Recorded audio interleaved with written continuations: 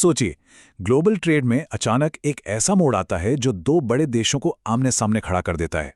यह कहानी सिर्फ नंबर्स की नहीं है, बल्कि लाखों नौकरियों और अरबों डॉलर के भविष्य की है जो दांव पर लगे हैं। तो सवाल ये है कि आखिर कैसे एक ट्रेड डील 176 अरब डॉलर की इंडस्ट्री और उससे जुड़ी 4.6 करोड़ नौकरियों के लिए एक बड़ा खतरा बन सकती है। अमेरिका और बांग्लादेश के बीच हुई एक डील ने भारत के विशाल कपड़ा उद्योग के सामने ठीक यही चुनौती खड़ी कर दी है। चलिए इसे जरा बारीकी से समझते हैं।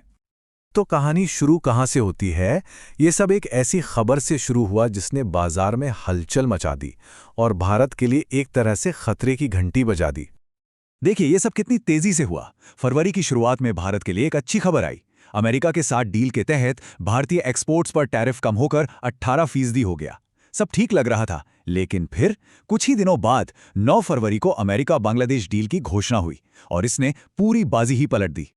तो आखिर इन डील्स में ऐसा क्या था जिसने इतनी चिंता पैदा कर दी? ऊपर से देखने पर तो सब ठीक लग रहा था, पर असली कहानी समझने के लिए हमें इन समझौतों की डिटेल्स में उतरना होगा। अब देखिए, पहली नज़र में तो ये नंबर्स भारत के फेवर में दिखते हैं।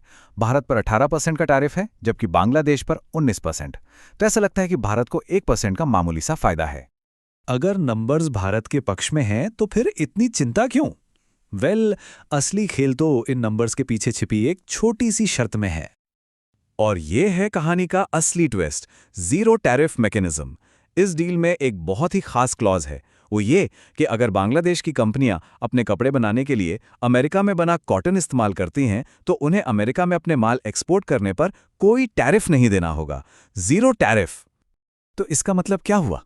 सीधा सा मतलब है कि अमेरिका अपना कॉटन बेचना चाहता है और बांग्लादेश बिना किसी टैक्स के अपने कपड़े अमेरिका को बेचना चाहता है। ये एक ऐसी विन विन सिचुएशन है जो सीधे सीधे भारत के लिए एक बड़ी चुनौती बन जाती है। तो आप देखते हैं कि इस डील का भारत पर, हमारी इकोनॉमी पर और हमारे विशाल टेक्सटाइल सेक्टर पर क्या असर पड़ सकता है। ये कोई छोटा मोटा उद्योग नहीं है। हम बात कर रहे हैं 176 अरब डॉलर की एक बहुत बड़ी इंडस्ट्री की, जो भारतीय अर्थव्यवस्था की रीढ़ की हड्डी है। और उससे भी बड़ी बात, ये इंडस्ट्री कृषि के बाद सबसे ज्यादा यानी करीब 4.6 करोड़ लोगों को रोजगार देती है। तो ये सिर्फ एक आर्थिक मुद्दा नहीं है, ये करोड़ों लोगों की रोजी रोटी से जुड़ा सवाल भी है। इसका सीधा असर भारतीय कंपनियों पर पड़ेगा। ज्यादातर कंपनियां पहले ही बहुत पतले, मतलब 5 से 10% के मार्जिन पर काम कर रही हैं। अब उन पर कीमतें और कम करने का दबाव बनेगा।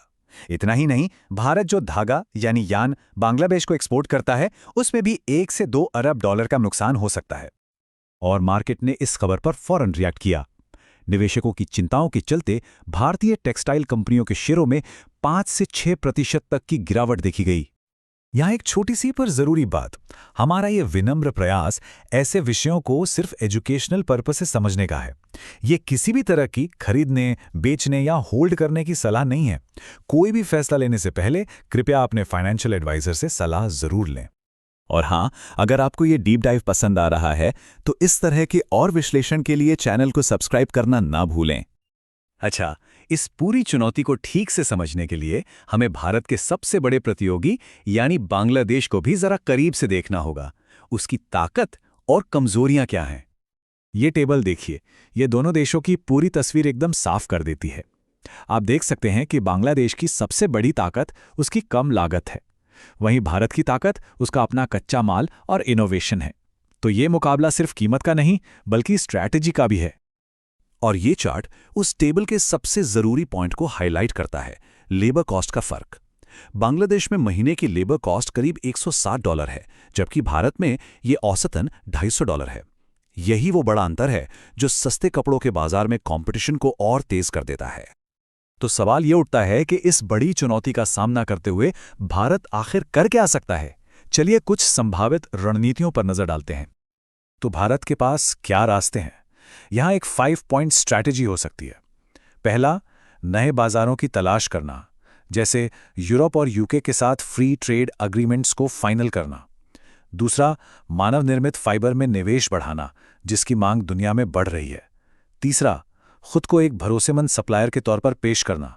चौथा, सस्टेनेबिलिटी यानी पर्यावरण अनुकूल उत्पादन पर जोर देना।